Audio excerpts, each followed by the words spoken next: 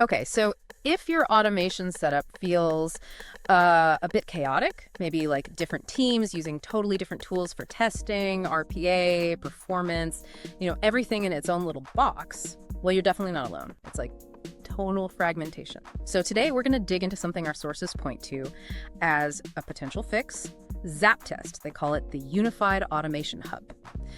And our mission really is to figure out how ZAPTEST actually does this unifying thing. How does it bring all that together? And what tech makes it work? Yeah, it's interesting because their whole philosophy right from the start is that it's not just sticking different tools together. It's built as one single system. So you've got your software testing, your performance testing, RPA, automating those repetitive business tasks, all living in the same space. And crucially, using shared reusable bits. Okay, let's break that down because, the big hurdle is always the different platforms, isn't it? Like if I have a complex desktop app and a web portal and maybe an iOS app, how does one script handle all that without just being, well, basic? Like a lowest common denominator, more like a universal translator. You basically write your automation script one time, just once. And that single script can run pretty much anywhere, web, mobile, desktop, APIs, you name it, no changes needed. Okay, that's the light bulb moment. Yeah. Seriously, because if I don't need separate scripts for web and desktop anymore, wow, that cuts down maintenance time, the cost. It's huge. Exactly. Think about it. Your login screen changes, right? And in the old way, you're probably updating, 3 different scripts and 3 different tools. It really simplifies things massively. So that technical win, that makes you think about who can actually use this, right? Accessibility. If it's less complex, how does ZAPTEST help maybe non-technical people get involved in testing or RPA? Good question. That's where they bring in the smart tools, specifically AI working with computer vision and this thing called Copilot.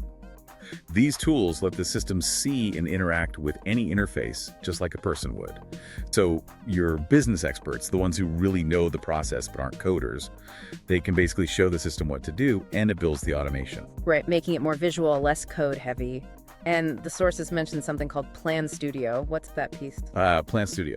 Yeah, that's sort of the starting point. It's a visual tool for mapping out the whole process, business process, test case, whatever, before you automate. It helps make sure the automation you build actually matches what the business needs, kind of like a blueprint. Got it. Okay, shifting gears a bit, let's talk money and scale. Big companies need to roll this stuff out widely.